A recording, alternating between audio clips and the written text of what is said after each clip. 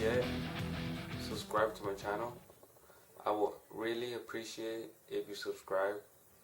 If you're somebody who likes to work out, you're somebody who wants to get fit, who wants to learn a lot about nutrition and how to train and all that, and subscribe.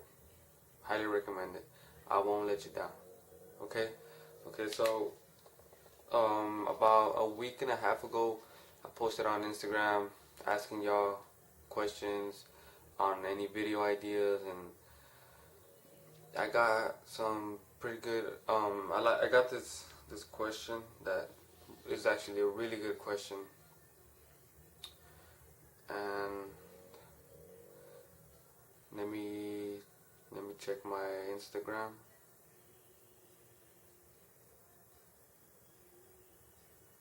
Okay, so it reads, do a video on how to stay focused and motivated in a town full of people that want to see you fail. How to avoid drama, stay healthy and positive. Okay, so how to stay motivated. The thing about motivation, and a lot of people are starting to realize this, is that motivation comes and goes. So whether it's like getting in the best shape of your life, eating healthier, trying out new habits, getting rid of old habits, there's always a lot of motivation in the beginning, and then after a while it starts going lower and lower and lower.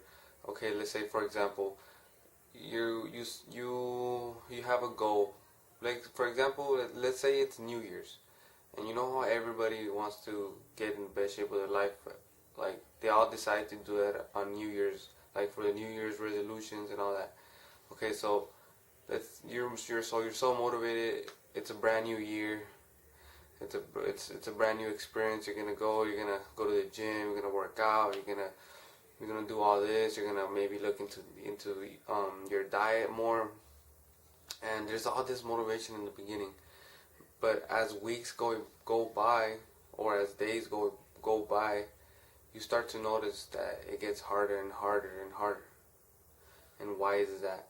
Why is it that it's only motivating in the beginning? Well, that's because motivation just comes and goes. Motivation shouldn't drive you to success. Motivation is there. It's motivation is more like a tool. Whenever you're motivated, you should use motivation to go harder, to basically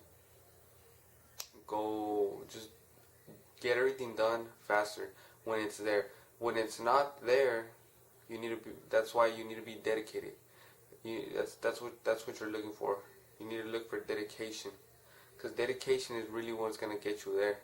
If you want to make a business online, if you want to be your own boss, you wanna be an entrepreneur or anything, you gotta have dedication. If you don't have dedication, you're not going anywhere, because anybody can get motivated and do it the first couple of days, the first couple of weeks. But who's gonna do it in the long run? The one who's gonna do it in the long run is gonna be the one who's gonna succeed. So okay, and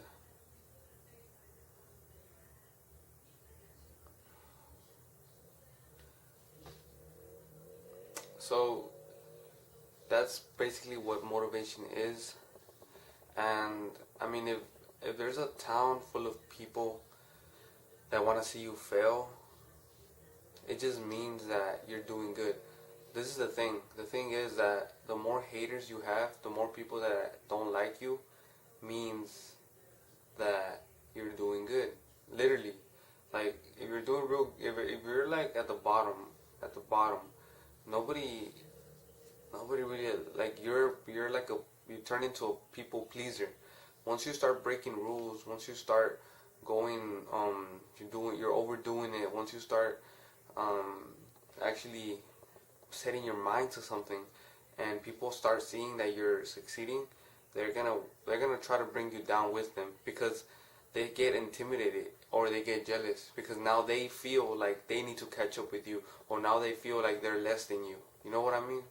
Like they want to be like you in a way. So you can have haters in the beginning, and then a couple years pass by, and you're on another level now, and those haters that used to hate you, they might even turn into your number one fans. So don't get discouraged. Everybody, even me, like I'm not saying I'm famous or nothing. I'm just a guy here trying to give other people advice. And even me, I've met people who I've had problems with back then, but now we're really cool friends. So it just, just ignore them. Just act like as a reference point more, like as a feedback.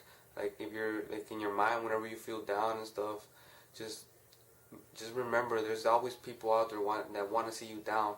So don't give them that. Don't give them that. What's it called? Like don't give them that. I don't know what's it called, man. I'm sorry, but just don't go. Just don't let them get to you. Just don't let them get to your head because at the end of the day, they don't matter. The one who's trying to get better is you, right? So just focus on you, not on them. And okay, how to avoid drama, stay healthy and positive. Alright, so the way you avoid drama is there's a lot of reasons why there can be a lot of drama. Sometimes there's girls, crazy baby mamas. Sometimes there's like dramas where you're always when you go out of the club or you go drinking with your friends, and you know how there's always a lot of conflict when alcohol is involved. So that can be a lot of drama too. Another way of bringing drama into your life is just you pretty much not keeping your mouth shut. So what I mean by this is that sometimes the truth isn't the best thing to say. I know that it's like everybody wants to be honest, right? And everybody wants to say the truth. But the thing is that there's certain times where the truth isn't the best thing to say. It's much better to just keep your mouth shut. It's so let's say okay, I'm a barber, so I cut hair. So let's say I'm cutting somebody's hair, right? And he asks me about her. Oh, he talks to me about his girlfriend and this and that and this and that, right? And I don't even know the guy too well, but let's just say that he opened this up to me. So we start talking, but I'm not gonna tell him straight up, hey bro, just break up with her. She's a hoe or whatever. You know what I mean? Because if I tell him that, he's gonna get offended because, I mean, he doesn't like he has a like he opened like he had enough confidence to tell me his stories, but at the same time, we don't really know each other a lot. We really don't. So once I say that, he's gonna take it the wrong way and is gonna fuck me up because I'm the one charging for the service for the haircut. So it's gonna fuck my money up. You know what I mean? So it just depends. You know, I mean, if it's a real close friend and you really know the person and everything, then yeah, you want to say the truth because you care about them. But sometimes it's much better to just keep your mouth shut to avoid conflict. You know, to avoid somebody talking back to you or you getting in a fight with somebody or just and also it's really good to make sure that you don't drink too much alcohol because whenever alcohol is involved, there's always some sort of conflict. Either you're gonna get in a fight, either somebody's gonna want to fight you, you're not gonna know what you're doing. And I mean, I have nothing against alcohol. I drink and I've drank. I don't really drink anymore that much, just occasionally. For the same reason, also that there's just too much drama when alcohol is involved. But yeah, that's my advice. um, Staying healthy. So okay,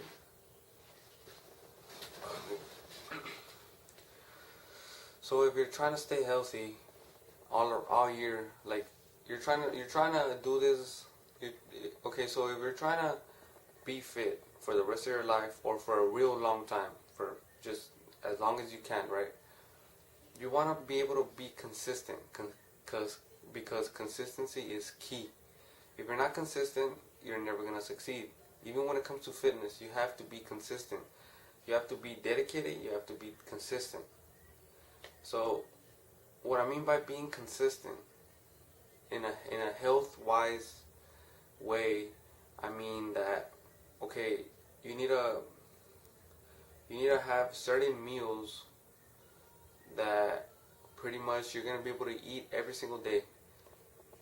So okay, for example, you can have chicken, like any kind of meat, any kind of lean meats like chicken, fish, or lean meat for your proteins. You can have rice, sweet potato, white potato for your carbs, and you can have a serving of hold up, run out. Okay, so and you can have a serving of vegetables, right? Because you need the micronutrients too, and plus they actually have. If you eat a lot of vegetables, a lot of people don't know this, but it has a lot of protein. I think it has 3 grams.